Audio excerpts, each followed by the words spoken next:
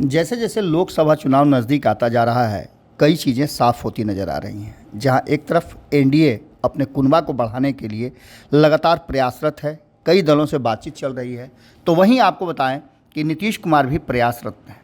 इस प्रयास में नीतीश कुमार ने एक बैठक बुलाई थी 12 तारीख को, वो कैंसिल हो गई है।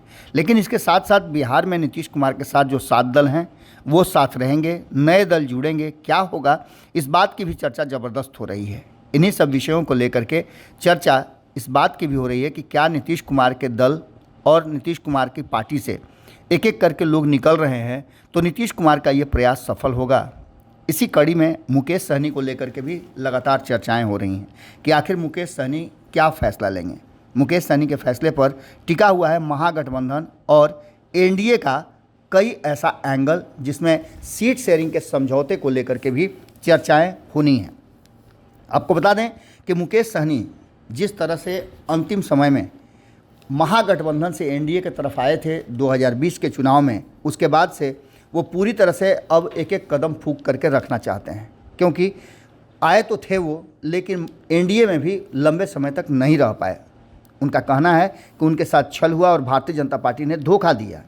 इन्हीं सब बातों को लेकर के वो लगातार बिहार के अलग अलग हिस्सों में अपनी यात्रा जारी रखे हुए हैं। लोगों से मिलना, अपने समाज के लोगों को एकजुट करना और उनके सुख सुविधा का ख्याल रखना मुकेश सहनी ने निरंतर जारी रखा है। इसके अलावा 3 राज्यों में उनका जो संगठन विस्तार हुआ है, वहाँ भी उनका डिमांड है कि जिस गठबंधन में भी जाएंगे उन 3 राज्यों में एक साथ वो समझौता करेंगे।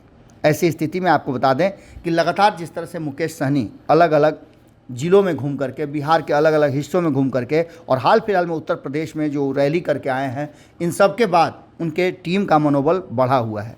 पूर्व मंत्री वीआईपी पार्टी के प्रमुख मुकेश सहनी ने रविवार के दिन शाम एक निजी कार्यक्रम के दौरान हरनौत के बहादुरपुर पहुंचे हुए थे। यहां उन्होंने कहा कि निषाद जाति को आरक्षण की घोषणा के बाद वो गठबंधन पर विचार करेंगे। ये पहले से उनका डिमांड रहा है कि निषाद जाति को आरक्षण दिया जाए। इसके साथ साथ उन्होंने ये भी कहा है कि वो गठबंधन पर विचार तभी करेंगे, अन्यथा अपने दम पर लोकसभा एवं विधानसभा चुनाव लड़ेंगे। ये कहते हुए उन्होंने कहा कि वो लगातार ठगे गए हैं, दोनों ही गठबंधन ने उनके साथ छल किया है और अब वो छलाने के स्थिति में नहीं है।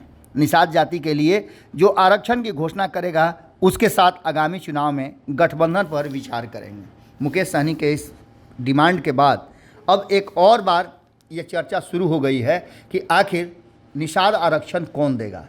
केंद्र में जो सरकार होगी आरक्षण वही देगी, तो क्या मुकेश सहनी का स्विच करने का मतलब या फिर जिस गठबंधन में जाएंगे उस गठबंधन का केंद्र की सत्ता में आना लगभग संभव है, या फिर मुकेश सहनी जो बातें कह रहे हैं वो सिर्फ घोषणा करने के बाद अगर सरकार नहीं बनती है तो ज्यों का त्यों रह जाएगा। लगातार मुकेश सहनी अपने समाज को आरक्षण दिलाने के नाम पर अपनी यात्रा कर रहे हैं और उनका शुरू से ही, जब से उन्होंने पार्टी बनाई है और जब से संगठन बनाया है, तब से निषाद समाज को आरक्षण दिलाने के लिए वो जी तोड़ मेहनत कर रहे हैं। चाहे वो उत्तर प्रदेश हो, झारखंड हो, बिहार हो या अन्य राज्य हों। जिस तरह से कई राज्यों में निषाद को आरक्षण दिया गया है, मुकेश सहनी का कहना भी है कि उसी तरह से बिहार में भी आरक्षण मिले, उत्तर प्रदेश में मिले और झारखंड में भी मिले। अब देखना दिलचस्प होगा कि मुकेश सहनी के इस डिमांड के बाद क्या निकल करके सामने आता है। कहा तो ये जा रहा था कि उनका झुकाव जो है वो एनडीए की तरफ है, तो क्या भारतीय जनता पार्टी इस बात के लिए राजी है कि निषाद को आरक्षण देगी? ये सवाल, और इस सवाल के साथ हम आपको छोड़ करके जाते हैं, क्योंकि अब धीरे धीरे 2024 के चुनाव की तैयारियां शुरू हो गई हैं और इन तैयारियों में अब बयान भी आने लगे हैं।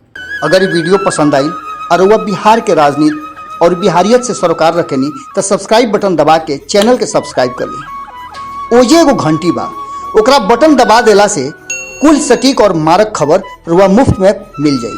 अगर रुआ पत्रकारिता के हमनी के नया प्रयोग में सहयोग कर चाहतानी तो ज्वाइन बटन दबा दी। पेटीएम नंबर नोट कर ली 9386816700। धन्यवाद।